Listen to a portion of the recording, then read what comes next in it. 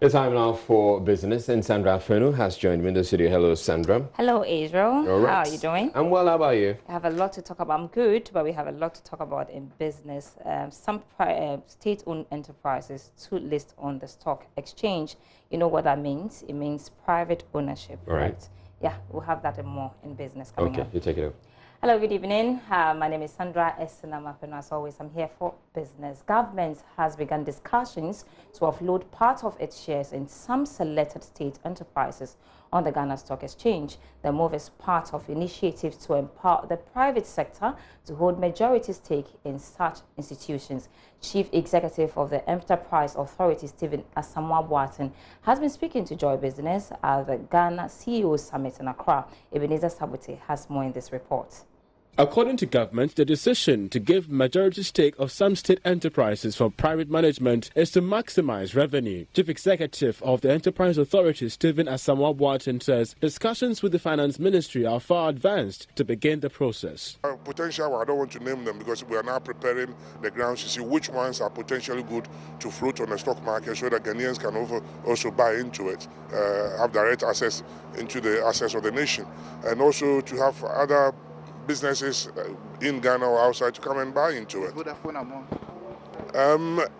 I wouldn't name now. You're tempting me, but I'm more relaxed in terms of trying to get the fundamentals right. Right now, with the new authority coming in, I need to get the structures going. I need to find my functional teams also responding to the demands of the market.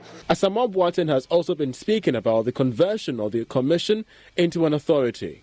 The other ministries which give policy direction, but then sometimes they assume the role of ownership. Then you have the state enterprise sitting there. Then you have the diversity implementation committee. So there were diverse authorities everywhere. So we had to bring everything under one authority to centralize it and have an oversight role. And that authority then reports to the others, including Parliament. And of course, then the president has a firm control over what the assets of the state is being used for. And also make sure that there's a return on investment, which yes, it's in there, but it's been overlooked because really it's like they are providing services. There are those who provide services, but there are commercial ones too who must compete and make profit and return our investment back to us. The closing day of the CEO Summit brought together investors to deliberate on innovative ways of growing their businesses. The third Africa Rising conference by the International Advertising Association has ended with some business executives exposed to latest trends in technology. Keynote speakers at today's event, including CEOs of MTN and Vodafone, noted technology must be harnessed to solve existing challenges facing Ghana and the African continent. Charles Ayete sat through the conference and has come through with the following report. CEO of MTN Ghana, Salam Adadivo, took his turn at the final day of the third Africa Rising Conference by the International Advertising Association. Answering a question of whether Africa is gradually catching up in today's digital age, Salam Adadivo argues that even though Ghana and other African economies are embracing technology, much is not being done to solving issues of poverty and infrastructure deficit. Where it was just really difficult to find very good examples that are taking advantage of all the great things we present as a continent. The people, the land, the natural resources, all of those things are so powerful, but so little is being done in that space. A lot of those things are imported in. So again, we have an opportunity here to really start to say, how do I take technology to solve real African problems? Meanwhile, CEO of Vodafone Ghana, Patricia Obonai, warned companies against prioritizing technology at the neglect of customer service. She's been explaining how companies risk losing their worth in the digital space should they forget the power of customer service. We say we're in the digital age, but be consistent with the experience that you are giving to this customer. The content that he finds, irrespective of where he finds you and your brand, must be consistent. The aesthetics must be consistent. Very, very important. And these are things that we are seeing directly in our business. So this is not theory, this is experience that I'm sharing with you. And sometimes you get customer feedback. You said this on TV. I went to your shop and it is not like that. This is brand damaging. The Africa Rising Conference has been an eye-opener to so many companies, especially when issues regarding internet solutions and the relative impacts on consumers remain vital. I'm Charles Aite for Joy Business. French ambassador to Ghana, Anne-Sophie, has pledged her country's commitments towards the aviation sector in Ghana, especially in the area of air navigation. The French ambassador disclosed this when she paid a courtesy call on the aviation minister earlier today. According to the French ambassador to Ghana, her outfit is committed to helping Ghana achieve its vision of becoming an aviation hub.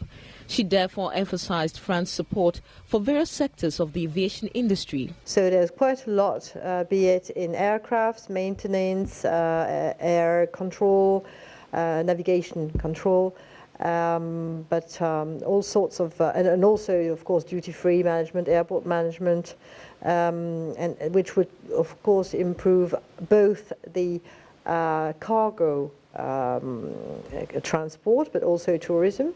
So as much as we will be able to help, we will be happy to partner and to promote, of course, the French companies.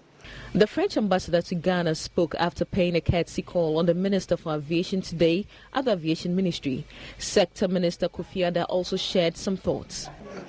Given the fact that we're looking at decoupling the Civil Aviation Authority into the air navigation services on the one hand and also the regulatory service on another, we need to strengthen the navigation services, and so we may need a lot more equipment to extend to other areas of the nation, including the fact that we are looking to build and expand airports in different parts of the country. So there's potential there for the company that specializes in those kinds of gadgets. And that's the primary thing that we talked about. There's also the potential for them to also sell the aircraft to us through Airbus. Airbus is a French company.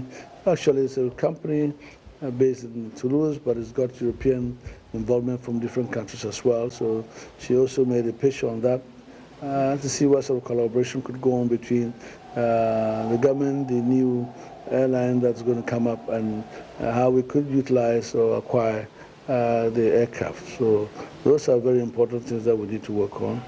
For Joy Business, Sheila Tamaklo.